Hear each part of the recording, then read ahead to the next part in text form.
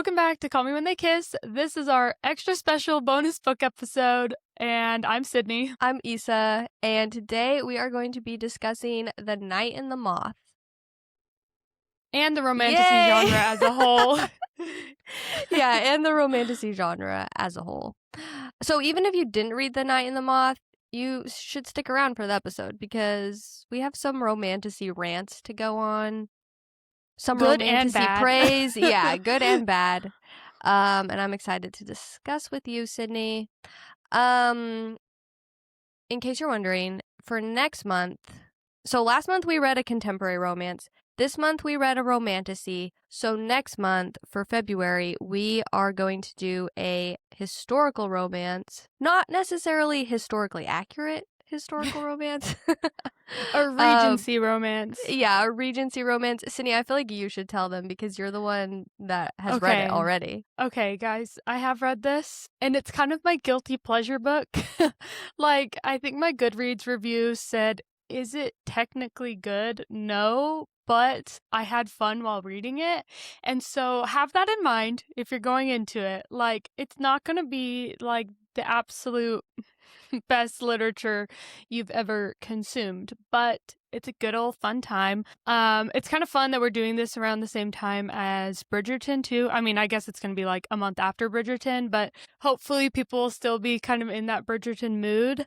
Well, no, because doesn't part 2 of Bridgerton not come out till like the end of February? Oh, you're right. I actually forgot there was a part 2, and I haven't paid attention to the dates at all. Like, I don't even know when it's coming out. I looked it up the other day. It's the end of February. Oh, well, that will be perfect. Okay, this will keep you in the mood, keep you entertained between part 1 and part 2 of Bridgerton. It kind of was giving me, it's not the same as Bridgerton season 2, but it kind of gave me similar vibes as Kate and Anthony, so I think that's why I had fun reading it. But yeah, it's funny.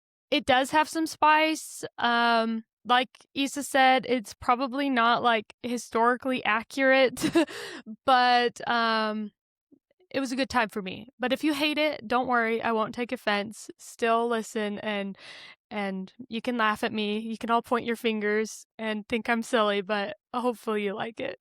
You haven't said the title or the author. Oh, sorry. Okay, it's called Say Yes to the Marquess. It's by Tessa Dare. It is technically the second book in this like Castles Ever After series that she has, but don't worry, they're not like connected at all. So you're not missing anything by starting on book 2. But yeah, Say Yes to the Marquess. What was the first one called? Now I can't remember. The first one was kind of a Beauty and the Beast vibe retelling, and the third one is called okay, wait.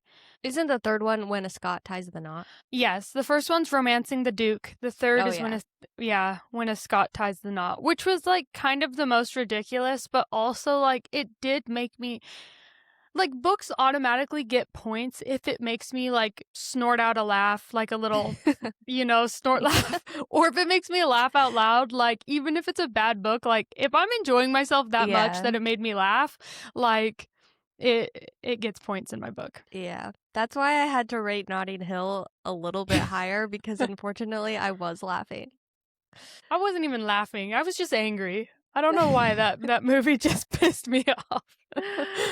Okay, well, don't forget, on Friday, our review of the first 2 episodes of Bridgerton comes out. We've decided to split it up and not try to review all 4 episodes that are dropping this week at one time.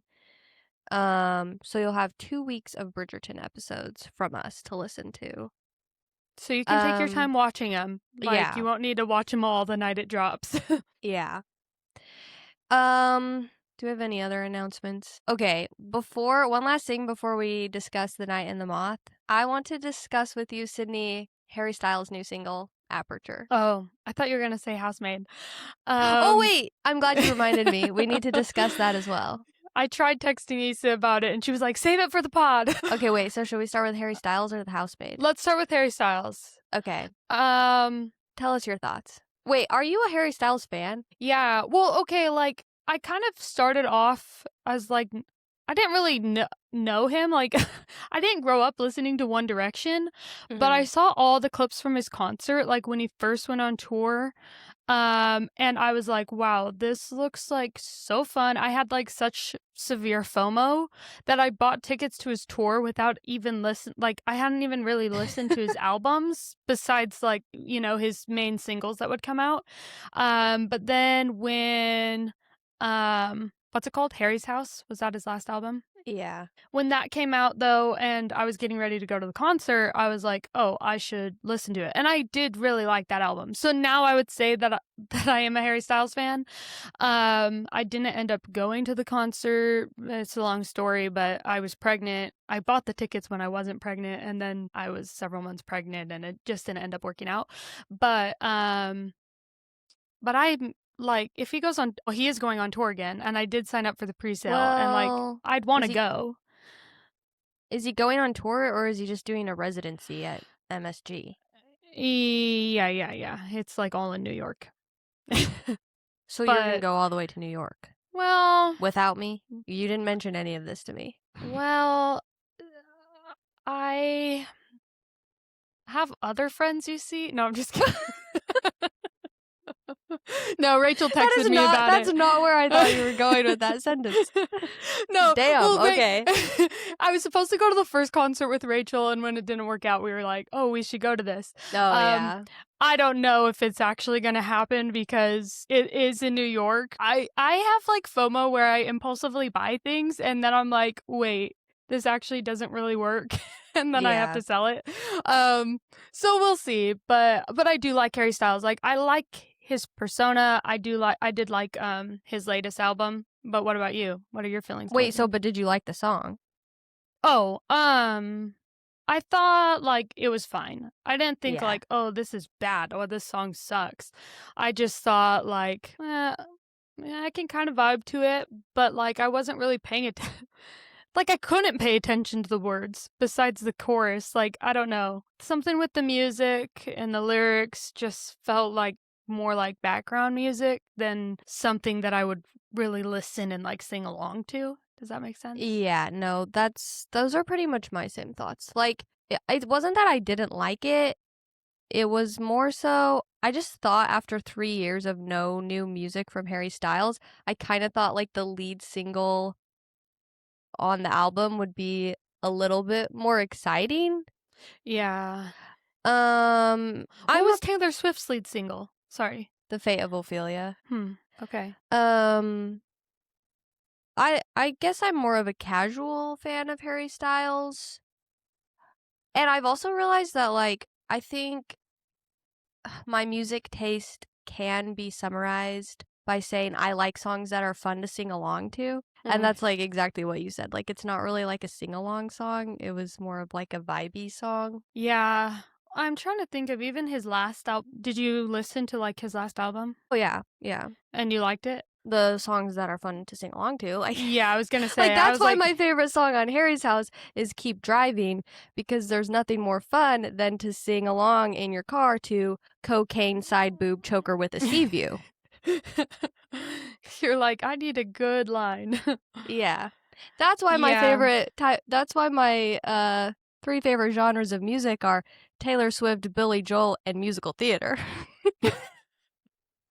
Because I like songs that Yeah. are fun to sing along to. No, that's so true. Especially with like a lot of pop music that's came out lately. I'm like, I like this, but I can't sing to it. And that's like half the fun. Like, I Yeah. like Charlie XCX songs. Not to bring her up because I know her and Taylor have beef. But like, I like her songs, but like, it's more like dance music than sing music. And because Right. I'm not really like a dance, and like, where am I going to dance? Like, in my house, just like me, like, it's harder to sing some of her songs. And so it just depends what mood I'm in. And Harry's House was kind of 50-50. Like, there's Yeah, some right. just like listening songs and then some singing songs. And so, yeah, but I agree. I like singing along too. Well, we'll see what he drops next. Yeah, I'm still excited for the rest of the album. All right. The Housemaid. Yeah, so I finally worked up my courage to see it. I'm so proud of you. And it actually helped that we talked about it because you told me what was gross and like what to avoid. And so like as soon as he like slid that glass plate under the door and was like, cut yourself with this, I was like, okay, I'm closing my eyes and plugging my ears. Yeah, I know what we're talking about the sound, because I'm like, why does it sound so like juicy? Yeah, so it was helpful that I kind of had a warning. So I did close my eyes during that scene, and when he pulled out his tooth, and when he fell down the stairs. Oh, yeah. I was like, I'm not watching this. But I am shocked, Issa, that I mean, it's not that he didn't look good, but like he's such a villain that it would be really, and I actually wonder like where this is going to take his career, like because some people like play bad guys so good they kind of get typecast in that role, you know, and he really played a psycho man well. So it might. So you can't see him as Win anymore? I need to see him like in something else soft again to like before that comes out. I'm speaking as if he's already cast in it. But like, yeah, I'd need something to kind of like soften it for me. Because he was just crazy. I don't know. I guess I just saw past the craziness. No, just kidding. I was just blinded by hotness. He was really buff, though. I do not remember him being that buff in It Ends With Us. Well, does he ever have his shirt off in It Ends With Us? That's a good point. I don't remember. No, I don't think he does. Holy cow, that's a whole nother topic we could discuss, actually, but let's... Buff? There was more... No, It Ends With Us. It Ends With Us drama. It just won't go away, yeah. I know. How many years has it been now? 2... Was it just last summer? A year and a half? That movie came out? I don't... Here, let me look up the release date. But yeah, I just feel like it literally will not go away. It Ends With Us movie... Yeah, it came out in 2024. So I guess, yeah, a year and a half. That's just... Yeah, it's just dragging on and on and on. And... yeah, the world needs to let it go. All right, well, should we discuss The Night in the Moth? Yes. And Sydney, once again, has a confession that she needs to reveal. I'm failing at my job. I thought that I'd have like more time once I finished my master's, and somehow I don't. I guess I'm just like doing more of my job now. But yeah, I did not quite finish this book, but I'm almost done. I think I'm going to finish it today. I made it enough in, though, that we can still talk about this. Like, I know what's happening in the story. I know the vibe. But, well, the good news is I already read next book. But yeah, I am going to reread it. It's a nice short one. But, yeah, I'm sorry. I've been failing. I actually don't even care because... I don't feel super strongly about this book one way or the other. Like I didn't love it and I didn't hate it. So I don't blame you for having a hard time making progress through it. Yeah. Okay, before we get too deep into the discussion, should I read the plot summary? Yeah. And okay, yeah. So this will be helpful if you didn't read the book but you're still curious, and likewise Sydney didn't even finish the book. So you'll find out how it ends. I didn't time myself reading this time, but if you read the book and you don't care, of course, feel free to skip ahead a few minutes. Also, I did not write this plot summary. I got this from supersummary.com. Okay? All right. The protagonist, Six, her name is Six, is a prophetess or diviner in Ashling Cathedral of the Stonewater Kingdom, located in the land of Trom. The kingdom is made up of 5 hamlets: Coulson Fair, the Seeked, I don't remember how to say that one, even though I listened to the audiobook, the Fervent Peaks, the Chiming Wood, and the Cliffs of Belladine. She is one of 6 diviners, foundling girls taken to the cathedral to live under the abbess's care, named only with a number and forced to wear gossamer shrouds over their eyes. Six knows that her true name is Sybil Delling, a name she plans to use when her 10-year tenure at Ashling Cathedral is over. The diviner's divination ritual involves drowning in the magic spring at the heart of Ashland Cathedral. The spring's water gives them dreams of the omens, the 5 gods of Trom, and their sacred stone objects: the artful brigand and his coin, the harried scribe and his inkwell, the ardent oarsman and his oar, the faithful forester and her chime, and the heartsore weaver and her loomstone. There is a 6th omen, the moth, but little is known about it. After drowning and dreaming, the diviners interpret the omen signs to determine people's fortunes before waking, a process called divination. 6 joins her 5 fellow diviners on the cathedral wall to watch the arrival of the new king, Benedict Castor III, who was only 17 years old. His knights call up to the diviners asking for good portents or a kiss, and one knight's horse eats an apple that 6 was eating, and one of the diviners threw over the wall. 6 must dream for the king, and she dons her diviner robe and enters the spring as they all watch. The abbess tells the story of the cathedral, which was built centuries ago around the spring after a foundling child drank from its waters and discovered divination and the omens. The abbess pushes 6 under the water and drowns her. In her dream, 6 sees 5 bad portents for the king. After she wakes, a rude knight who introduces himself as Roderick Rory Mendacious argues with 6 about divination, which he has contempt for. 6 deems him a heretic. The king, whom the knights call Benji, has a flagon of stolen spring water. 6 identifies it by its distinct scent. The next morning, 6 wants to leave the cathedral for the first time. She decides to blackmail Rory about the stolen spring water to force him to escort them. Rory agrees, and he, Benji, and a group of knights escort the diviners to Coulson Fair, the supposed location of the artful brigand and his coin. Benji proposes a game, challenging Rory to withstand 3 assaults without falling over. If he loses, he will have his future divined at Ashling. Rory agrees, but insists that the diviners attack him. 1 kicks him in his bruised ribs, but he stands. 4 kisses him, but he stands. Finally, 6 picks him up and throws him on the ground, landing atop him. Rory insults her flirtatiously, and 6 tells him that she'll see him at his divination. Later, 6 undergoes the divination process for Rory, assisted by the cathedral's bat-like gargoyle, but when she dreams, she doesn't see the 5 stone objects. She sees a moth instead. When she wakes, Rory and the other knights are leaving. She watches them go and hopes that her life will return to normal. The next morning, 4 is missing, and the morning after that, 2 is gone. 6 confronts the abbess, but that night, 3 disappears. 6 sneaks out to tell Benji about the missing diviners, and the bat-like gargoyle accompanies her. When she returns home, 1 is asleep and 5 is gone. The abbess locks 6 and 1 in the cottage, and they try to force themselves to stay awake. 1 takes off her shroud and is horrified by what she sees, but 6 doesn't look. They fall asleep, and 6 wakes up alone. When night falls, Rory breaks into the cabin using a magic coin that 6 recognizes from her visions as the artful brigand's coin. He promises to help her search for the missing diviners, and he, 6, and the bat-like gargoyle leave for another hamlet. In the other hamlet, Rory, 6, and the gargoyle meet up with Benji and an older female knight named Maud Bower. They find a man with stone eyes in a room full of books and scrolls, and 6 realizes that he's the harried scribe. Benji challenges the scribe at his craft, which is knowledge. The scribe tells Benji that he will ask the group 3 questions. They must answer 1 correctly, and then ask him a question that he cannot answer in order to win his stone inkwell. The group answers the scribe's questions correctly. They ask him what 6's name is, and the scribe doesn't know. However, instead of handing over his inkwell, he attacks them. He makes 6 bleed and drinks her blood off the floor, saying that he can smell Ashling's water in it. Rory throws the coin at the scribe, and he explodes. Rory tells 6 that he killed the artful brigand and took the coin. He plans to kill all the omens. Benji tells 6 that he plans to take up the mantle, which involves destroying the omens to take their power and magic objects. The magic objects can transport people through space, which is how Rory broke into the cabin using the coin and also gave the power to destroy. Benji's grandfather, King Benedict Castor I, attempted to take up the mantle but was accused of heresy and stoned to death. He discovered that the omens are not gods but mortals who drank from the spring in Ashland Cathedral and gained power from their magical stone objects. The mysterious 6th omen, the moth, is really the abbess. Benji wants 6 to help him avoid claims of heresy because her status as a diviner makes her close to holiness. 6 agrees to help.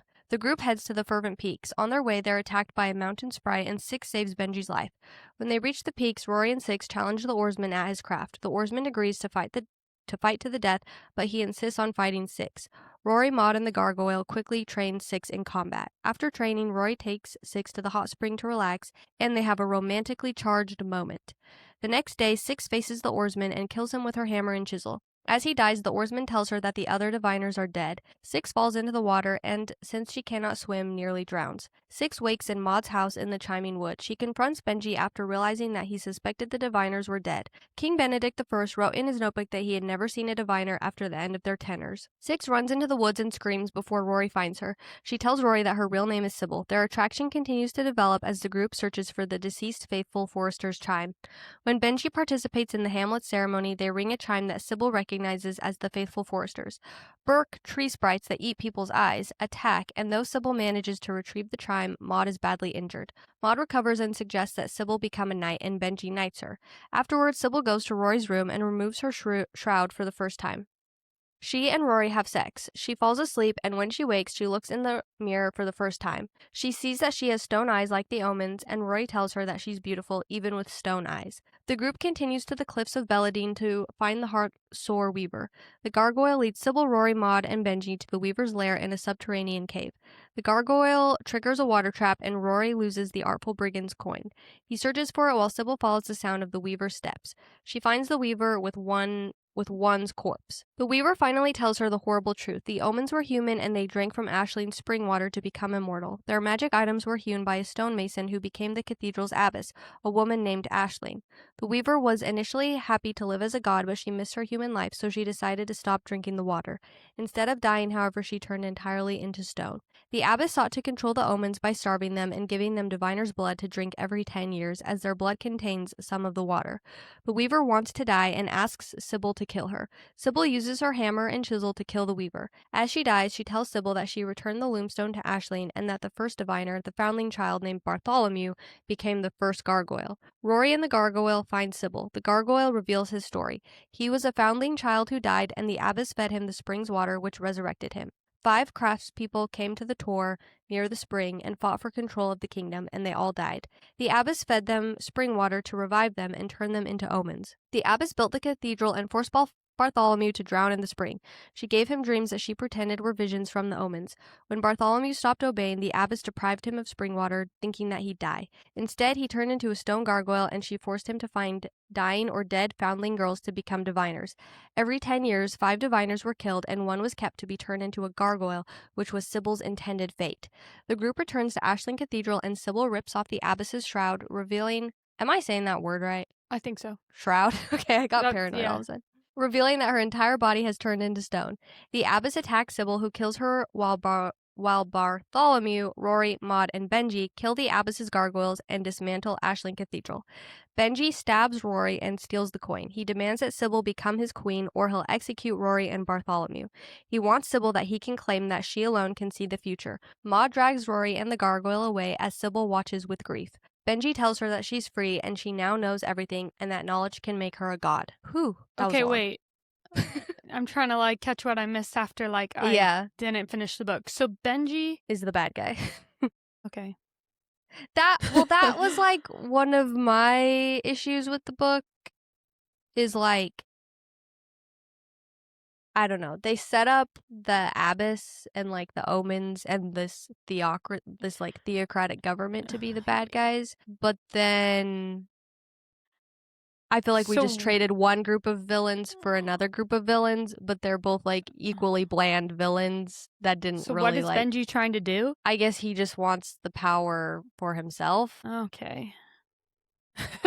But it's the same thing. It's the abbess wanted all the power for herself, and now Benji wants all the power for himself, and it just felt kind of anticlimactic, I guess. Well, I think this is kind of the same problem I'm having with all the Marvel movies, is it's the first couple times it's done, it's okay, this is cool, and then it's okay, how many times can we tell the same story about some immortal, all-powerful being, right, who somehow can't be defeated, fighting against a bad guy who just wants more power? Yeah. How many times can the story be recycled? And I think that's part of the problem that I've been having with Romantasy, is that this one specifically, it feels a little bit different because it's okay, they're not fae and they're not witches and they're not vampires. It's something completely new, with the diviners and all of this. And I'll give her credit for that, creating a world that the world feels unique, But then it's like you strip that all away and like the bones are still the same. Yeah. Well, and because I have seen a lot of people praising it for having unique world building and unique magic, and I agree. Like, I appreciated that it was unique and it was cool, but it wasn't very fleshed out, and so it ended up kind of falling flat, I feel like. Um, Yeah. yeah. I don't know if I was just listening to it too fast, and I know you listen to it really, really fast too. But I'm like, is this like a me problem, like a comprehension problem, or like a book problem that and maybe it goes into what you're saying about like it not being fleshed out completely, but it feels like I was just kind of like thrown into this world and I had a hard time sort of trying to keep up with who's who and who does what and what like with the omen and like there was like a lot going on that I'm like maybe I'm just listening too fast. But or maybe it is just that it was a completely new world. But I always have a hard like I'm like either I need to slow down or I need to read it a second time to really understand like all these moving pieces and how they connect. Yeah. Well, because I was wondering that too, because I was like, did I just read it too fast and wasn't like soaking it all in? And actually, my confession is, so Sydney and I, we needed to read this book for another book club that we're in, and we are notorious for not finishing the books in time for that book club. So I was like determined. I was like, I am going to finish this book before book club. So I ended up like speed listening to it in one day. And then I was like, well, great. I probably should re-listen to this now for the podcast so I can like have cohesive thoughts on it. So I started re-listening to it. And to be fair, the second time around, when I slowed down, I actually did appreciate it more and my rating went up. That's My good. rating went up, which I guess we'll get to our ratings eventually. But no, I still, having said all that, I do think most of my main opinions on it stayed the same. And okay, so with the world building thing, yeah, like I said, I don't think it was super fleshed out. And I think a big issue I have with Romantasy in general is, and this is not new, like we've talked about this before. I see people post TikToks about this all the time.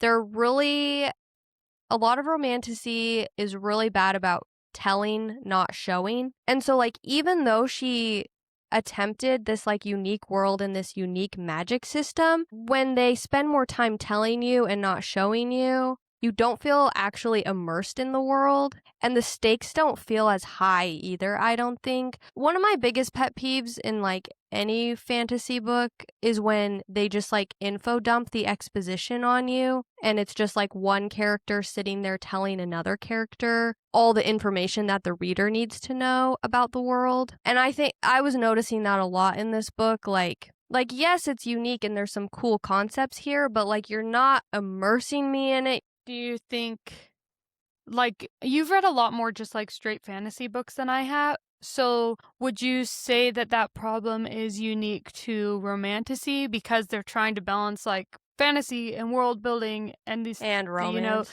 and yeah, like telling this love story, or do you see that in regular fantasy books too? I'd actually never thought about it that way before, and that's actually a good point. And so sometimes that's another issue I have with Romantasy is I'm like, am I holding it to like the wrong standards? Like, Yeah. but I also have issues with the romance. So even if I like forget about all the like fantasy side and like the things I love about fantasy, well, I have complaints about the romance as well. Yeah. So, but I guess to your point, is it they're trying to juggle both, and so then both kind of fall flat. Mhm. Yeah.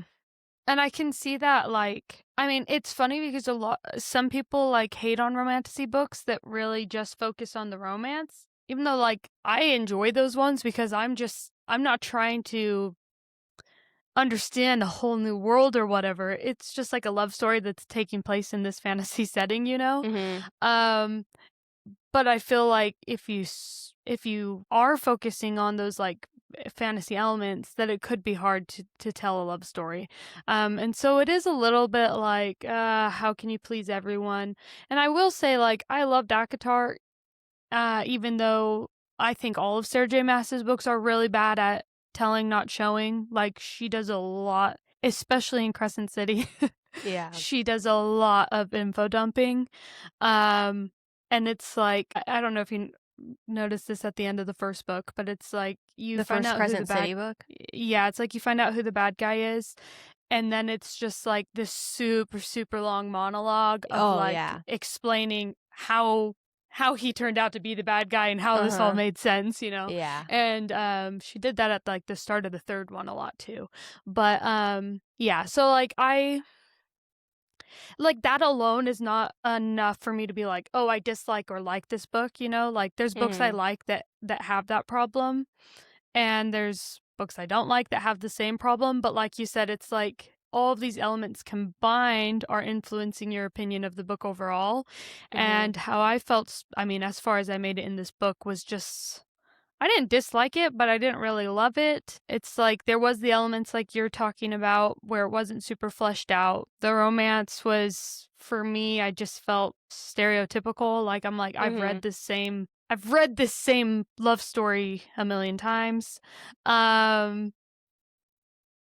And so I think it was like a combination of all those elements, like where the bad wasn't really bad, but the good wasn't really good. So it all Yeah. just kind of was like, it is what it is. Well, and I think you made a really good point.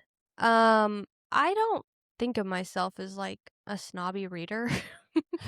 Like, and I'm not like if the book had like a really good romance that I was really invested in, I would like not care at all about the world building or the fantasy elements. Like, so yeah, that was a good point that I hadn't even thought about. Like, if you do one thing really, really well, I actually don't really care.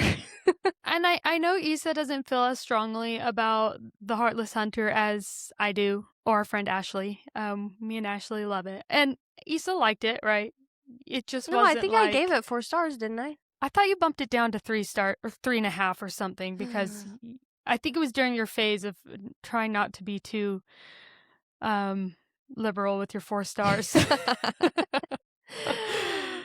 But like I really liked that one, and like the world building's not like, I couldn't really tell you that much about the world. Like the magic systems, like some people really like pick that apart and they're like, ew, she's using like old period blood. And they're like, that makes no sense, this or that. And I'm like, I didn't even like pay attention to those details at all. It never even crossed my mind why that might be gross. Because I was just like, ooh, I really like this love story, you know? And so yeah, and it's interesting because that one is like an enemies to lovers type thing too. But I think what made that stand out versus like all these other romantasies I've been reading is that they're not really true enemies to lovers. Yeah. Like, but in Heartless Hunter they are? Is that what you're saying? yeah, like they're like, actually there is like high stakes and they're trying to kill each other, you know? Or he's trying, you know. So with this one though, and like so many other books that fall under this genre, it's just this like banter, I don't like you, but you can't really tell him why they don't, well, like, why don't you like him? Yeah. Well, he was like sassy to me when we first met, so now I give him the cold shoulder and we're all bantery, you know? It just feels like every romantasy book I've read lately like tries to have that same dynamic. I guess in this one, in The Night and the Moth, well, let me back up. Yeah, Heartless Hunter is a good example of, I did like that one because the enemies to lovers and the romance and the characters, they were compelling, even if like the world building and the magic system wasn't necessarily as compelling. But anyway, in The Night and the Moth, I guess like what was supposed to be like making them enemies is like he was a heretic and she was a prophetess. But no, it just didn't really work. And there was even a part when they're like having sex. Did you get that far? I didn't quite make it, but I read it so that I could still write the kiss. I like pulled up my Kindle and like searched kiss, and like Yeah. tried to find like when their first kiss was, because I think I was like right before that. So I did read. Well, I didn't like fully read it, but I read like the first kiss and when he takes off her shroud and all of that. Okay, I don't know if you remember this or noticed this, but like when they're like having sex, she's like, or maybe just kissing even, she's like, oh my gosh, I can't believe I wasted so much time fighting with him when I could have been doing this. And I was like, it's been a week. Like, It's only been a week. well, I thought it hadn't been that much time. I mean, yeah, dang. Now you're I'm right. doubting myself though, because like, Okay. that was another thing I was confused about because they like trained her to be a knight. I didn't think that much time had passed, but now I'm doubting How myself. long passes in the night and I always like this is this is the thing that like I can't come up with this my own. When I'm reading a book, I'm not paying attention to these details, but I'm glad that some people online are, and they always give me the answers. Let's see. And I think this is actually the problem with a lot of romantasies too, is that there kind of is no concept to there's no concept of time, and it's hard for me to follow along with, like, is this realistic? Have they actually fallen in love? Do they just like each other? They like hooking up, Yeah. you know? Let me see. Well, if I'm wrong, then I'll feel dumb. But do you get what I'm saying? Like, I just Yeah. didn't feel like the payoff was valid because I didn't think that much time had even passed. And they've had sexual tension the whole time and been flirting. Like, they weren't actually enemies. Okay, well, let's see. She trained for 3 days, and that was like right before they had sex, right? Was like after, like, she killed Yeah. The whatever. oarsman. Yeah, so that at least was 3 days. I guess they had technically known each other, like, when she was, like, when all the other diviners were going missing, but it's like they weren't really spending time with each other during that part. So even if you want to say, like, from start to finish was maybe, I mean, they were disappearing, like, every night, you know? Yeah. So say at least a week of that, around that, 3 days of this, yeah, maybe in total, like, 3 weeks max. Yeah.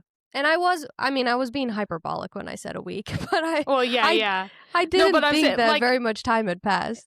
and it really would have only been 7 days of, like, even if the whole book was 3 weeks, it really probably was only a week when it was, like, they were softening up to each other. Yeah, they you like know? teamed up. Yeah.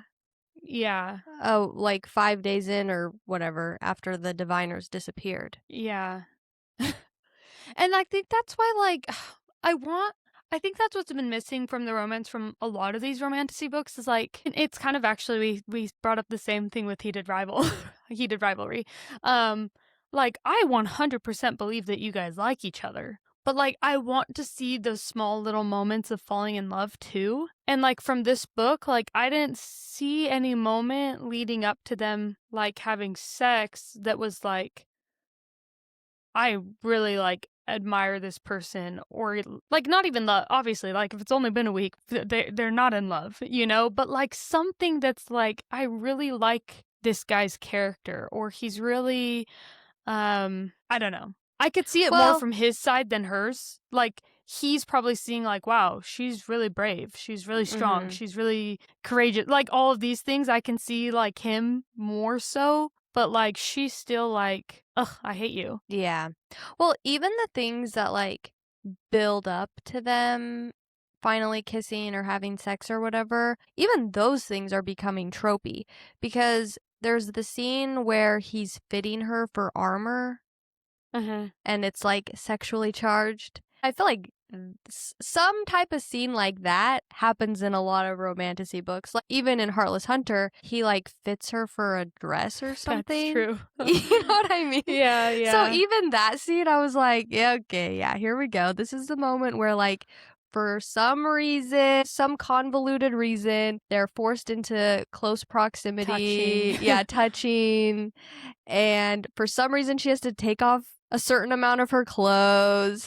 So, yeah. No, that's true. No, I think you have a good point, though. Like, we're not getting unique moments of these characters developing their relationship. And I think that some people are getting confused with like yearning and slow burn with just delayed sex. Yeah. Yeah. And it's like, no, that's not what I'm asking for. Like one book, and I won't name names, but I saw stuff about it everywhere, like yearning, yearning, yearning. Oh, he's yearning. And then like while reading it, he's like, she's so hot. Oh, like she's so sexy. All I think about is wanting to kiss her. I just want to pin her against the wall and kiss her. And I'm like, guys, this isn't like this is not the kind of yearning. That's not yearning. That's called lusting, which is fine. If you want a book with lusting, there's books with lusting, but I'm asking for yearning. Yeah. And it's like these words and these definitions have like gotten just jumbled and mixed up, and they almost have no meaning now. And it's like, no, I want yearning after her, not her body or sexual appetite, you know, but just like I want to feel emotionally charged moments, you know? Like this is all good and that's great, but can I have a little bit of both? Right. And yeah, it just feels like, oh yeah, this is a slow burn because they don't hook up until the last third of the book. And it's like they go from hating each other to hooking up and now we're dating. You know? Yeah. I don't even know. Has this book been marketed as a slow burn? Because honestly, go ahead. Well, I was going to say like actual marketing, I'm not sure. On Book Talk and Bookstagram, I think they call anything a slow burn if they're not like hooking up in the first chapter. Right. Because like I would not consider a romance if it's a duology, I do not consider a slow burn if they have sex in the first book, honestly. And I know that's probably like a personal preference, but yeah. Well, yeah, I mean that's like everything we're talking about. It's like I don't know what this trending sound is, but it's like, that's my opinion. Do you know what I'm talking about? Yeah, that's a housewife, yeah. Oh, is it? Yeah. That's like how I feel all the time, like having these kinds of conversations. I'm like, guys, like this is just my opinion. Yeah. You don't have to agree. It's not like we're all gonna have different. Yeah, we're all gonna have different tastes. Like I'm not saying you're right. I mean, I'm not saying you're wrong and I'm right. It's just this is just my opinion and what I look for in books. But yeah, my favorite series growing up, they didn't have sex until the very end of the third book. And then they didn't. What series was that? That was Vampire Academy. Yeah. And they didn't like solidify their happily ever after until book 6. And so like that's what I was used to. And those first 2 books though, and the third book, like leading up to that, had a lot of emotional, romantically charged moments, you know? It's not like it was like straight fantasy until that third book. Like we still got that love story the whole time. Right. And this is, I mean, we've talked about this all the time. And I was just telling Issa that I went and bought some like YA books from our thrift store because I'm like, am I just reading the wrong category of books? Because I love romance, but like for me, like sex scenes doesn't always equal romance. And I want romance. Yeah.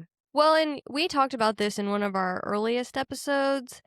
About how people, like you've talked to people or seen TikToks or whatever, and we've talked about how you don't have as much motivation to read the next book if the romance has already come to fruition in the first book.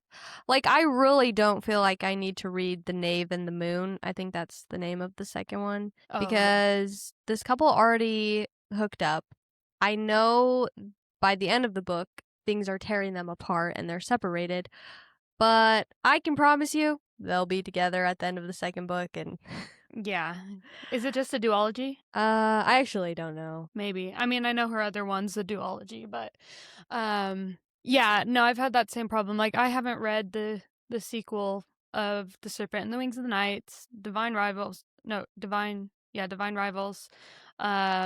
The Curse Inked in Blood, like so many romantasy books, Quicksilver, you know, like we've read all these and I just like, yeah, I don't have the motivation in me to read the second one. And aside from like the pacing of the romance and everything, it's also, I think, to do with just like character development as a whole, that Right. like I don't feel very invested in these characters and like wanting to see their story through to the end. Like the first book, I'm like, yeah, that's good enough. I don't feel this like emotional connection to the character, and I don't know if it's just because like they're not relatable to me, or if it is like a lack of development. But I'm gonna go with the latter though.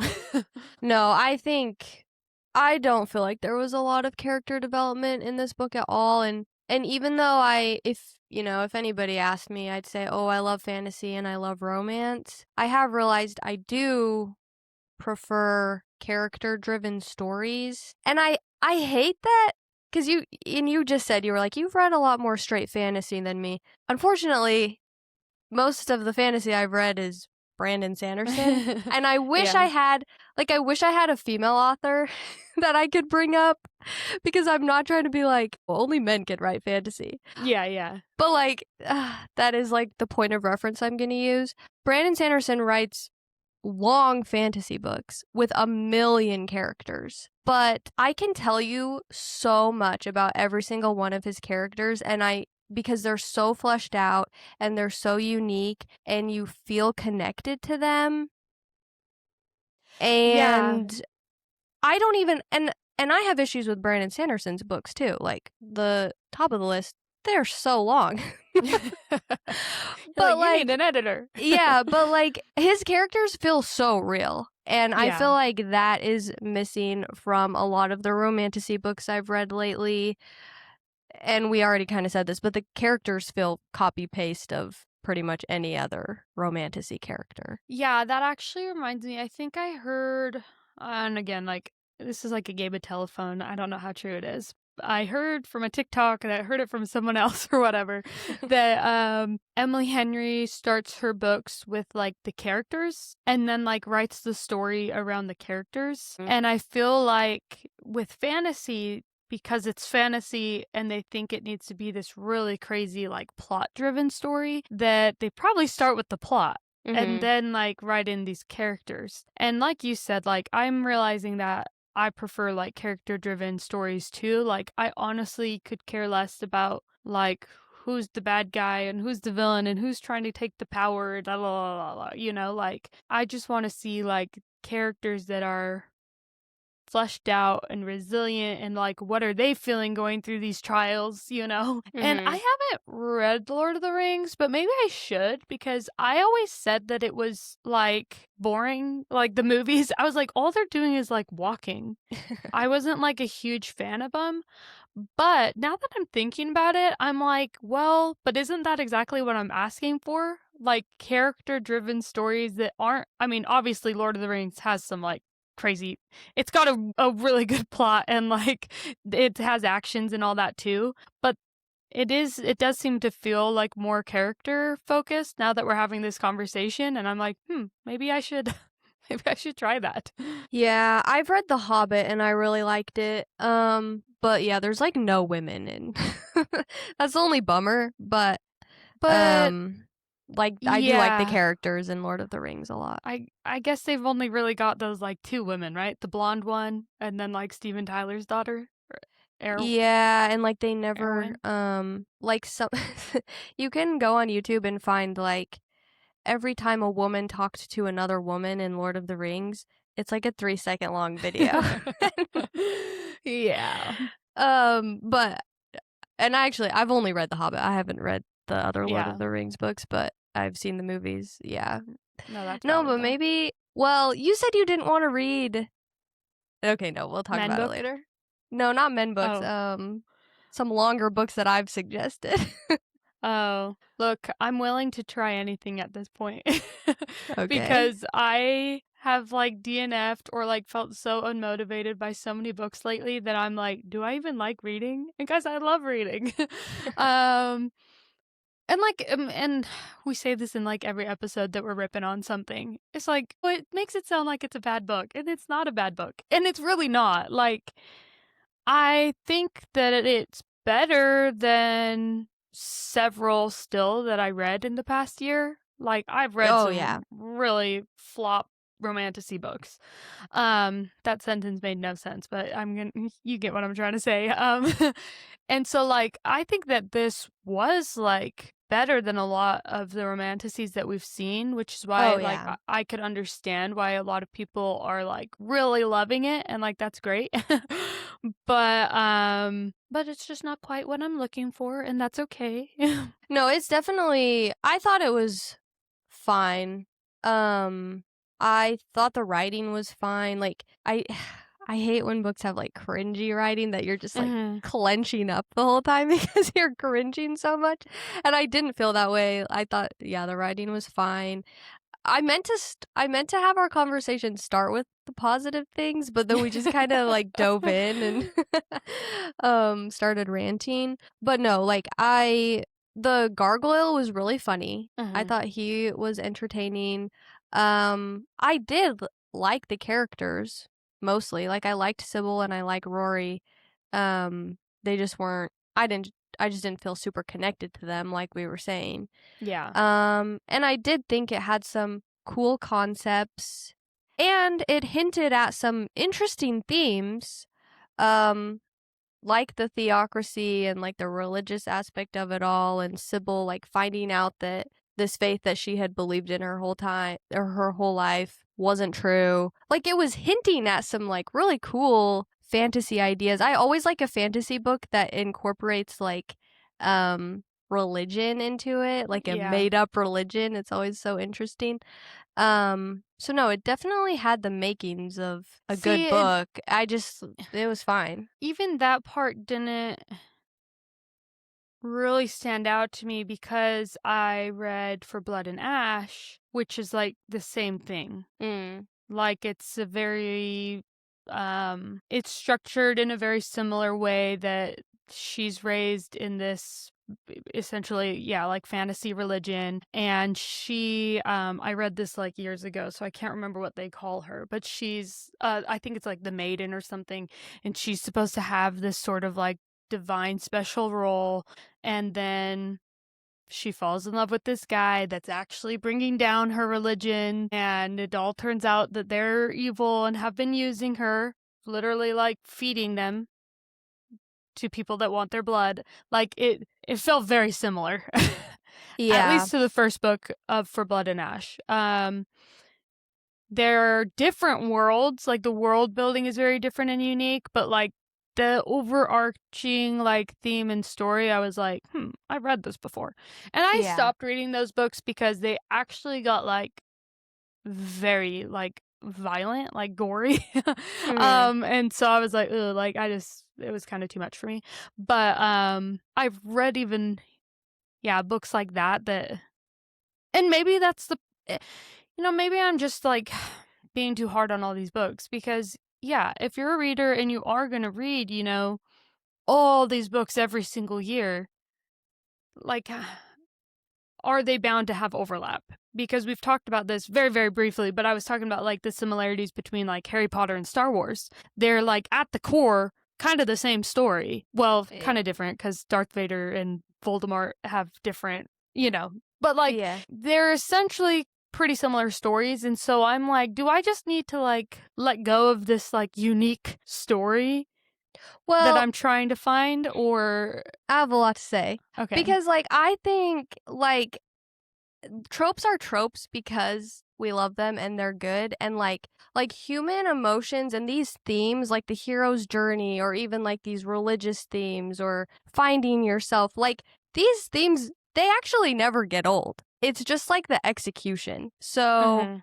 I think like, and I don't feel like I'm articulating this very well, but I don't even think it's uniqueness, it's just execution. Like Yeah. I could read a Harry Potter type story or Star Wars type story or Hunger Game. Like I'll read the same shit over and over again. But it comes down to execution. Like cuz like I said, I love a fantasy book with like religious elements in it. Yeah. So that doesn't necessarily get old to me, but That's true. And if then you're not going to do it well, then it's like, okay, that wasn't very good. yeah, it's like us reading 5 Emily Henry books back to back, which like Right. at their core, they're not that Yeah. unique from each other. Besides Great Big Beautiful Life, she tried something new with that. But like the rest of them, And we hated it. yeah, like, well, not really hate, but give us the same recipe. Yeah. yeah. No, but no, that is a good point. Like, yeah. But yeah, I liked the characters too, even if they were, I mean, they sounded similar to a lot of characters I've read about before, but that's okay. Like, I don't dislike those kinds of characters. Like, I'm still rooting for them. A little bit of this, banter and stuff it's still fun to a certain extent, and I liked Bartholomew too. It took me a while to like get into. I actually feel like right now where I'm at, I'm a little bit more eager to like see what happens, Mm-hmm. But I guess, and I don't know if that's a good or bad thing that it's like 60+% in. I'm like finally like, okay, what's happening? But yeah, it was fine. I have a couple other, not specifically The Night in the Moth, but just romantasy critiques in general. Mm-hmm. If you'll indulge me. Be indulged. Okay, thank you. And you reminded me of this because you were talking about the characters being kind of the same. I think another issue with romantasy, and I think that a lot of this goes back onto like Book Talk and Bookstagram, and I think we've even talked about this before, but like characters are not allowed to be flawed. And in particular, like the male character or the male love interest, they're not allowed to be flawed. And even if they ever make a mistake or somehow betray the female main character or whatever, it always ends up being for some altruistic reason, like they actually were doing the right thing. And that you just can't have enemies to lovers that way. It's just not possible. Not true enemies to lovers. So I think we need to bring back flawed characters. Have you ever watched Avatar: The Last Airbender? No, I haven't. Okay, well, there's a really good redemption arc story in that show. So we need more characters like that and some good redemption arcs. Yeah. My other things. Wait, do you have anything to say before I just keep going Well, I on was down my just gonna list? say, it's like another reason why I did like The Heartless Hunter was because like it kind of blurs the line between right and wrong. Like the witches were evil. Like Gideon, like neither one of them were completely right or wrong. Like Rue thought she was doing the right thing. Gideon had been like majorly hurt and seen people like ruined because of the witches, And so Yeah. like it wasn't like there wasn't a moment that changed our perspective of him and like, oh, like look, see, he was actually morally doing the right thing. Like Right. it's just like that was his truth and this was her truth and like neither one of them were right or wrong. It kind of blurs the line of like, well, but if like who's the good guy and who's the bad guy? And there wasn't like this redeeming moment for him as in the first book, like he does, I mean, like he actually makes some bad choices that lead to a lot of bad things, Yeah. And we just like eventually forgive him for that, but there wasn't like any moment that took away that mistake or like, well, but he did it because he had to, or he was being blackmailed, or like there was no, he just made a crappy choice, He was like, part of the rebellion group that was actually the good guys. Yeah, like he made some bad choices, people got hurt, and in the end they kind of have to abandon both of their truths and like form something new, Right. And so I did like, that's another thing that I appreciated about that story was like he was flawed. No, that's a good He literally point. tried killing her. So yeah. Which we love. Bring back trying to kill each other. We just like a good knife in fight. the back. Yeah. Yeah. Okay, my next thing, I would way rather a fantasy/romantasy book make up its own swear words than be using the F word. And don't get me wrong, I love a good swear, but it takes me out of the story, I've decided, when they're saying the F word. No, I actually was listening to this like in the car, and I was like driving around with my kids, and it was like the very beginning. And every time I said it, it was kind of like jarring, and it seemed to be like happening a lot, like at the beginning. Not like super freak, not as much as like Fourth Wing, but was still happening quite a bit. That I was like, are my kids gonna start repeating this? Like, should I turn this down? But yeah, it does kind of, it feels very this world and modern. Yeah. Did people even say the F word in the olden days? Like, in I real don't life? know. I'd have to look up, like, what's the when that history of word language? was invented. But yeah, like, I just make up a fantasy word, please. Yeah. No, this is good. Like, I think you made a good point when you were talking about these things. Like, about, it sounds like, I mean, The Night and the Moth is kind of taking the brunt of our, like, complaints, but it's actually not just the, it's not, like, unique to this book. No. It is the genre as a whole. Unfortunately, we just, like, happened to read this one when we were feeling all of these, like, pent-up emotions towards Romantasy. So it might sound like The Night and the Moth is taking the fall for it, but really everything we've been talking about has been, like, the genre. The Night and the Moth is not even close to the bottom of my Romantasy list, actually. I've read way worse the past year. Yeah. Okay, I and like lastly... it. Oh, sorry. Oh, I was just saying, like, I do like it. Like, it doesn't, Yeah. but it just wasn't special enough to, like, knock out some of my other ones. Right. Lastly, I think that these Romantasy books need better villains. And this, you know, you made a good point early on in our discussion. Like, maybe there's just not enough time to, like, create a fantasy world and develop a relationship and have, like, a really good villain. But, like, the stakes never feel that high in these books. Like, the omens in The Night and the Moth were pretty easy to kill. The last one wanted to be killed. And now the new bad guy is the 17-year-old teenager. Yeah, who they make, like, a lot of comments being kind of small and frail looking, and... Yeah. And I just feel like, and like I said, maybe there's not enough time and they'd rather focus on the romance. But sometimes I feel like the romance would benefit from higher stakes. Like, maybe I would feel more tugging on my heartstrings if I, like, actually believed that there was, like, any risk of this couple being in danger or separated from each other, or they've, like, really overcome something really scary and hard together. You know what I mean? Like the Hunger Games. Exactly. It all comes back to the Hunger Games. Yeah, we did make the point that we bring up the Hunger Games in almost every episode. Yeah. Just like Emily Henry, but yeah, maybe we need to pivot to sci-fi. Oh, that would be something. Dystopian. No, just kidding. I'll okay, try. sorry, Yeah. what were you saying? Just I think also, like, with the villains, their motives can be improved. And I guess we kind of talked about this also, but well, going back to The Heartless Hunter, which is funny because, like, I loved The Heartless Hunter, but it wasn't on the top of my, like, technically good books. You know, I'm like, oh, this is fun, but it's, you know, it's YA fun. But now I'm like, maybe I need to give it more credit because, like we were just talking about, like, Gideon, his motives, I mean, he was kind of the bad guy in the first book, because we didn't really know so much about, like, the other witches at that point.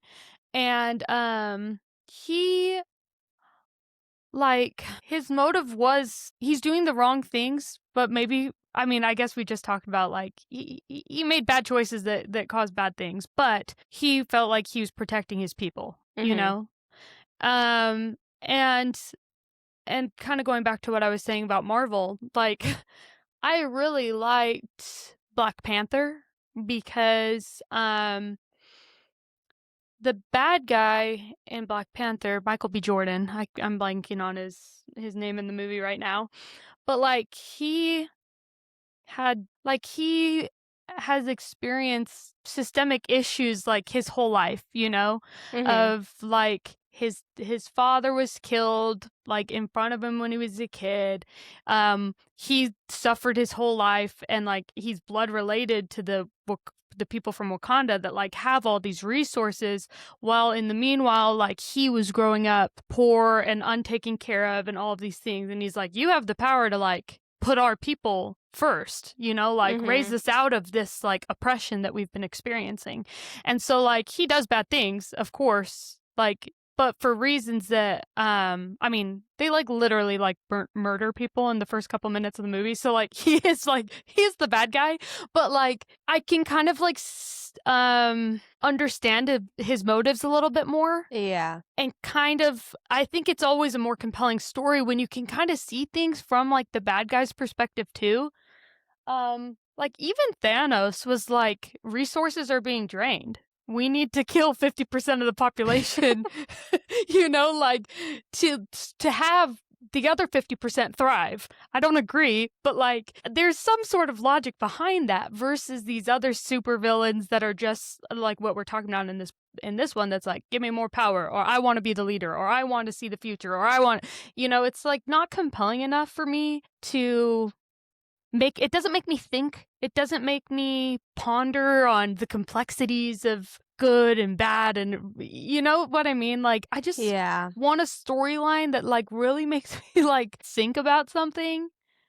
Or just be pure evil. Like President Snow. That's what I was gonna say. Or like the Joker, like he was just crazy. Yeah. But he was scary enough that you either need to be extremely scary or have some interesting, compelling motivation, I guess. Yeah. Like Voldemort was just evil. Yeah. But he was so scary and evil that like he made it work. Yeah.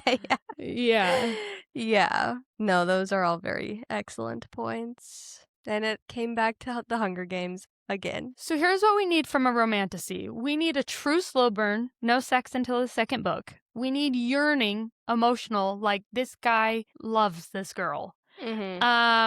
We need a villain that's either psycho and gives me nightmares or is interesting. And we need one or the other, fleshed out world building or a really good love story. Yeah. Well, and this is why like I'd be interested in reading more romantasy that's not dealing with like macro issues that concern the whole entire kingdom. Like I love Six of Crows, and it's more like, gangs on the streets, like underground crime. Yeah. And that makes for some really interesting like villains and characters, and like even in Throne of Glass, I really liked Arobin or whatever his name was. Yeah, like that might help too. Like if the villain was a character and not just like an evil king or just like an overlooming presence. Right. Yeah. Yeah, no, that's true. Maybe we need to research romantasy books like that aren't like a princess trying to save her kingdom. It's like... Yeah, not to bring it back to Marvel, but they call that like street level. Like they're like, we need more like Spider-Man stopping burglars on the street type stories, and not like aliens invading the globe, the world. Yeah, street level crime. And no, that's true. Like I would love because like Aylin's story that we got in Assassin Blade was like what, 5 short stories combined. But I would have loved one of those being like a full story, Right. Like, well, if you liked it, then you really need to read Six of Crows. I know, and I started it, but that's the problem with like every book I've been reading lately. I'm like a few chapters into a bunch of them and not making any progress. But I'm going to. I commit to it. And in return, you can read I don't know. Academy. I was going to say Vampire Academy, but unfortunately, going back and reading the first book very much feels like I'm reading about like a childish 16-year-old, and like which I guess is good. I mean, a lot of these romantasy books are like, oh, she's 18 and she's also wise beyond her years, perfect, flawless, never makes any wrong choices, or like really frustrating like Aelin, who like continues to make the same mistakes over and over again. Yeah. But yeah, it's not quite the the earlier books don't quite hit as well as an adult, but yeah. Yeah. Sometimes I think about books that I just know I would have loved if I read them when I was 15. I know. I know. All right, well, should we quickly go through our ratings and then we have some Romantasy Trivia. games to play? Let's do it. Okay, I give the book a 3. Yeah, I was going to say the same. Which I've realized that my book ratings and my movie ratings are different. A 3 for a book for me means it was fine, but I'll never read it again and possibly won't read the sequel. A 3 for a movie, though, doesn't... Like, I'd probably still rewatch a 3 movie. Does that make sense? Yeah, there's like bad movies that I still watch a lot. You gave it a 3? Yeah, like it didn't like stand out. And maybe I'll follow up if I finish it today when you do your official ratings post.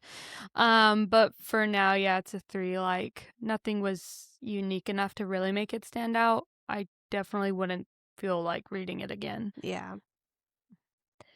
Okay. Chemistry of the couple? Maybe a 3 too. I think I might be 3s across the board. The whole thing was just fine for me. Yeah. Book, Kiss. chemistry, kiss. Yeah, 3. Yeah. All right. A solid 3. Does a Solid 3 mean we 3. recommend it though? Would we recommend a 3? I would recommend it for specific people. Yeah. I think that's what we can say. Yeah. Like movies, like bad movies, I'm like, this is bad. Nobody should watch it. But books, I do feel a little bit more, it's a little bit more like subjective, you know? Like, well, some people would really love this. It's just not for me, you know? Yeah. I am curious though, because I haven't read, Rachel Gillig also wrote One Dark Window. I think I'll still give that one a chance. I saw a lot of people saying they still liked those books better than The Night and the Moth. Yeah, I'm still feeling optimistic about those, and I'm hoping that it's not like an enemies to lovers type thing, because it would be weird if she wrote 2 series back to back where the couples had the same vibe or same dynamic. I actually think I saw a review that said they were the same vibe. It was? Oh, yeah. dang it. Okay, well, we'll see.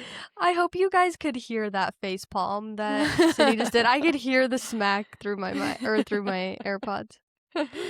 Alrighty, so are we ready for our Romantasy trivia? Okay, so we came up with some Romantasy trivia questions, and I had my husband Google the answers for us so that we can both guess and see who gets closer. And did we decide, like, what does the winner get? The winner gets $100. Just kidding. The winner gets $5. I'll Venmo you if you win. Okay. I could do $5. Okay. Look, we're not rolling in dough after making this podcast. Find us a sponsor and we can up the stakes for our trivia. Yeah. Okay. So the reason I'm starting with this first question is because I think it gives us an interesting baseline for questions 2 and 3. Okay? Okay. How many copies of Harry Potter have sold? Across all books, across all time. It's hard. I saw something that had like the top 10 most sold books, and Harry Potter was on them, but it didn't have numbers, and I can't remember like what order it was, where it fell.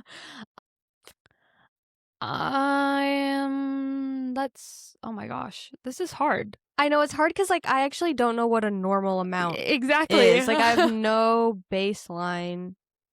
And I have like a low comprehension of like people on the earth too. Like 1 billion sounds like way too many, but then like when I look at like the population of the earth, I'm like, well, and the books came out 20 years ago, you know. 1 billion copies? 30. I don't know. I'm gonna say that would billion. Be like a billion. That's crazy. That would be like 1/8 of the whole entire population buying Harry Potter. That's alive right now, but it's been 30 years. Okay, I'm gonna say 8 million copies. You're like, okay. Sorry, 1 billion is insane. This reminded me, okay, I don't know if this is appropriate. You can tell me if I cut it out, but I need to tell you this. Okay. I was doing this like sex ed trivia at my conference, and somebody said like, one of the trivia questions was like, how many nerve endings are like in the women's private parts? And this girl like wholeheartedly was like 1 million. And somebody else was like, well, it sure does feel like that, but no. It was just funny because she was so confidently like, 1,000,000 nerve That's endings. funny. Okay, They that's do all my that mind. on. Sorry, now I have an aside. On Love Island, they do like sex trivia. Yeah. And like I can't think of a specific example right now, but it is crazy. Like It always the blows my guesses. mind. Yeah. So that's why like stuff like this is hard because you can sound so stupid either way. Yeah. Okay, but that's the fun of it. You guys, Okay. you can laugh at us. It's fine. I'm going with 8 million. Okay, I'm actually gonna go with 600 million. So a lot Okay. more. But Oh yeah, shoot. I have to like not look at the other answers. Holy, okay. You were closer. okay, what is it? 600 million. Oh, that's exactly what I said. Oh, it is? Yes. For some reason, I thought you said 800 million. Oh wait, did I say 800? No, I think I said 6. No, I think I I think I got confused because I said 8 million. Oh, Holy, yeah, so yeah. I was laughing at you, but a billion is way closer. Like 600 million, yeah, that's almost a billion. I mean, over halfway to a billion. Yeah, that's crazy. Okay, I'm sorry for laughing at you. Put some respect on my 600 name. million? No. Okay, so now this will be interesting. How many copies of ACOTAR have sold? Okay, If Harry Potter is 600 million, I still feel like it's a lot less. I mean, it's been out less time. It's been popular for less time. It's female focused. I'm gonna say 100 million. I think I gotta increase my guesses. I'll say 200 million. No. Okay. That's still a third of Harry Potter. I'm gonna say 80 million. Okay. I'll go less. I'm not looking at the other answers. Ooh.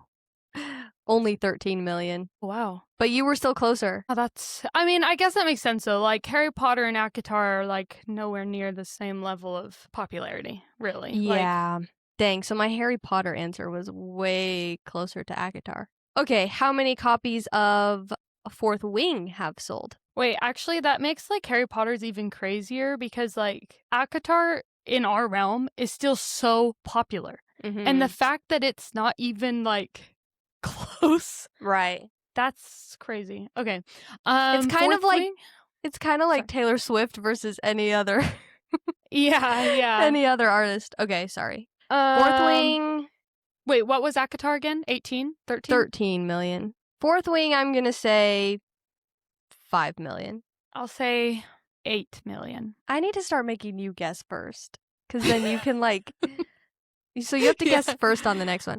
Okay. Okay. Fourth Wing. Damn it. 12 million. What did you say? No, 8. You said 8 and I said 5? Dang, I'm doing bad. Okay. Well, that's okay, but that's actually crazy to me. So it's sold almost as much as when you say ACOTAR? ACOTAR, is that just like the first book? No, I told him to do like the whole series. So that's really crazy. To be fair, though, I guess I should clarify. Like I said, I had my husband Google these. He was just kind of doing like the top Google search answer. So these numbers could be totally wrong. Right. Maybe I'll like fact check them after the episode and we could do like a Instagram post or something. Okay, yeah, that would be really cool actually to make a post about this trivia. Or make it a TikTok where it's like 3, 2, 1. You know, like I've seen trivia ones like that. But I guess I could understand that because like Fourth Wing to me is more digestible. It feels more modern. It feels Then what? ACOTAR? Than ACOTAR. Like, and ACOTAR still came out like 10 years ago. The first one, right? Mm-hmm. So, like, it wasn't really released at the peak of this, whereas, like, Fourth Wing was released at the peak of book talk. The reading renaissance, yeah. Yeah, so, like, I do think, I mean, I don't, I'm trying to, like, word this nicely, but, like, I don't think that it requires, like, a high reading level to read Fourth Wing, and maybe ACOTAR not so much. But I don't think either. ACOTAR either, yeah. No, but, like... And we don't mean that in like a bad way. Like, yeah, I prefer reading books that are just fun and easy to read. Especially fantasy books. I'm like, what is happening? Like, tone it down a little. Like when it's like all made up words too. I'm like, feel like I'm learning a new language right now. But would you say Throne of Glass is like a higher reading comprehension, or is it just long? It's just long. I'd say it's at the same level as ACOTAR and Fourth Wing. Maybe Fourth Wing just got more than because it was just the first book too. Whereas like people that wanted to like not commit to a whole 5-book series never even started ACOTAR. Right. Versus Fourth Wing. It's just really interesting. I'm like trying to find a way how that's possible. No, it is. That really surprises me. Yeah. Well, good for her. Okay. What year was the term Romantasy coined? Okay, I'll guess first. Okay. Take your time. We need to put the music. Dun, dun, dun, dun. You know, what is that, Jeopardy? I'm going to guess 2010. I could be way off. It could be really old. I was thinking about going 2019. I'll go. I can give you 2019 if you want. No. You have to lock yours. Okay. I'll go. I know. Either it was invented in 2020 or we're like way off. Yeah, it was just old and people brought it back in 2020. Right. I'll go 2020 though. Okay. Or should I go 2017 so that if it's old, or 2018 so that if you'll it's be old, closer? I'll be closer. Okay, I'm gonna go 2018. Okay. Oh wait, that's not the answer key. Sorry, wrong. 2008. Whoa. So Twilight invented it? So you get it. Wow, that's surprising. Yeah, I'm like, what was coming out in 2008 that really... That's interesting because, like, I guessed later because when I was, like, I've always been reading Romantasy. That's, like, the only genre of book I've ever read, really. Especially, like, when I was younger. And I never heard... I don't recall using that word at all. Were you chronically online as a teenager? Yeah. I mean, I had, like, Facebook when I was 11, and I guess that would have been 2007. But you weren't on like Tumblr or like... I had Tumblr. I had MySpace. Where would it be? Yeah, it seems... I don't know. I mean, I was on fan fiction a ton, and I felt... I feel like at least that would have been...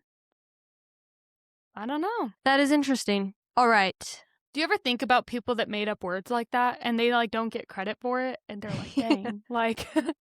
I came up with that word. Yeah, but I wonder if there's multiple people out there that think they coined it. Yeah, no. Like a lot of people probably had the same thought. Yeah, it's not like a super creative word. Yeah. Okay, how many times... I'm going to give you a hint on this one, and I'll explain. Okay. So the question is, how many times has the Romantasy hashtag been used on TikTok? And when I was showing Ryan how to figure this out, I searched the ACOTAR hashtag. Oh, yeah. But I feel like that gives me, like, a reference point. Okay. So you're going to give me the same reference point. I'm going to let you know. So the ACOTAR hashtag has been used 1.9 million times on TikTok. Okay. And what we're talking about, Romantasy hashtag? The word Romantasy, yeah. ACOTAR's 1.9. Yes. Okay. You want me to guess first again? Sure. I guess because I did a couple in a row. Okay. 6 million. Oh, okay. I think I'm going to go 4 million. Okay. Oh, what? 1.5 million. Oh, interesting. I thought, like, if ACOTAR's 1.9, like, it has to be more than that. Interesting. So I guess maybe because it's more broad, people don't use it as much? I guess. I'm like, I probably account for a million of those. Maybe he spelled Romantasy wrong. Should I fact check him right now, live on the pod? Oh, no, he's right. 1.5 million. Okay. Sorry for doubting you, Ryan. But you win because you're closer. Yeah, that is crazy to me, though. Okay, next question is, what year was ACOTAR published? Oh. I'll guess first. Do you know the answer? No, I was just taking a guess when I was talking about it before. And I just am talking about the first book. Okay. I actually don't know. My guess is 2015. I'm going to guess 20... I guess the problem is I'm mixing up ACOTAR and Throne of Glass. Like, I can't remember. I'll guess 2013. Okay. 2015. I knew it was, like, close to when I graduated because I remember, like, when I saw it, when it came out, I wasn't... Like, I was surprised I hadn't read Throne of Glass because that was actually coming out, like, when I was reading all these books in high school. ACOTAR, I remember, didn't surprise me because... once I graduated from high school, I kind of took a break, and I probably missed that, So you were right on the dot. Okay. How many pages are in Iron Flame? The never-ending romantasy many. book. Yeah. Iron Flame drove me nuts. But now all of a sudden I've lost all perception of like how many pages books are. I know. I'm like looking at the book 800. on my shelf. 800? Well, cause like isn't like Kingdom of Ash like over 1,000? And like I think Crescent Kingdom of City. Ash, yeah, it's like 900. But like I don't have the physical copies of Fourth Wing, but it's pretty thick. Is 800 your final answer? 750. I'll lock it in. My final answer is 650. Okay. 640. Oh wow. Yeah. That was really good, Issa. Okay. How many pages are in the complete Throne of Glass series? Oh, all the books combined? Yeah. Oh, jeez. Oh, do you want me to guess first this time? Sure, but I'm gonna pull out my calculator. I'm not cheating. Okay. But I need to Okay, so my guess is 5,000. Oh my goodness. I'll say 4,800. 4,800. Okay. 5,008 pages. Wow, you're really spot on. I started off bad, but now I'm doing pretty good. Okay. What was the top romantasy book of 2025, as in most copies sold? Quicksilver. That's your guess? I'm going to say... I don't know. Yeah, sorry. I'll lock that in. Oh, it's okay. I'll give you one more chance to change your answer. Well, I was just thinking the only other one might have been Onyx Storm, but I'll stick with Quicksilver. It's funny because, like, I was actually, when I was writing these questions down last night, I was thinking I was probably going to guess ACOTAR. But now that I know, just because, like, I feel like it's still so popular. But now that I know that Fourth Wing has almost sold as many copies as ACOTAR, I think I'm going to guess Onyx Storm. Oh, so this could be, like, not a book that was released in 2025. Yeah, but just still sold the most copies. Right. Yeah. Oh. Does that change your answer? I'll guess Fourth Wing, the first book. Okay, I'll lock in Onyx Storm. Okay. Okay, you're probably right, though. Sorry, I have to, like, switch back and forth between the questions and the answer key. It was Onyx Storm. Oh, yeah. I thought it was, like, a new release, which is why I said Quicksilver, because it did, like, quite blow up. But, yeah, wow. Wow, I've really been, like, underselling this series, I'm realizing. I thought Didn't Quicksilver I didn't think it was come out... this big. Sorry, I cut you off. No, Didn't Quicksilver come out in 2024? Because the sequel came out in 2025. You're right. But Yeah, I you're still right. think that was, like, a valid guess. Yeah. The years shall run like rabbits. That's from Before Sunrise, our first episode ever that you can go listen to. Okay. How many copies? Oh, okay. I was disappointed about this. We can't actually do this question. How many copies of The Night and the Moth sold since its release in May 2025? Ryan tried Googling it and, like, he said they haven't released the numbers. Oh, there's no number? Yeah. So I don't know. Okay. Last question. What is the average Goodreads rating of A Court of Mist and Fury? It's hard with books like this because they are beloved, but also, like, anything that is beloved, like, people love to hate on just to be different. So that's interesting because I feel like these books are their ratings are inflated severely. Even A Court of Mist and Fury? I love A Court of Mist and Fury. I mean, I love it too, but I feel like any book I go look up on Goodreads, it's always above 4 stars, and I'm like, that surely cannot be true. Well, what's shocking is some of Emily Henry's books. I think that Beach Read was like 3.7. Yeah. And I was like, wait, that's actually like a really bad rating. People just... bad, but... Well, that's the thing, though. Like, I think we have a skewed view of what's a good rating. Yeah. Like, 3.7 is... It's still good. I'm honestly more inclined to trust the more average ratings than something that's like 5 stars across the board, hundreds of reviews. It's perfect. Yeah. Yeah. Okay, well, I'm gonna guess Well, do you want to guess first? Is it my turn to go first? Yeah, sure. I'm going to guess 4.5. Okay, I'll go with my gut, which was 4.3. Okay. It might be like 4.7 though, but I'll stick with 4.3. 4.63. I should have said 4.7. Yep. That's pretty high. But I mean, to be fair, I think I give A Court of Mist and Fury 5 stars. Yeah, I did too. Yeah. So the And rest you know of them what? though, do we know the ratings for like the third one? Let No. me look it up. I stand by my 5-star rating of A Court of Mist and Fury. I can't really remember what I rated the other ones, but if I rated them 5 stars, I think I might lower them now to like a 4.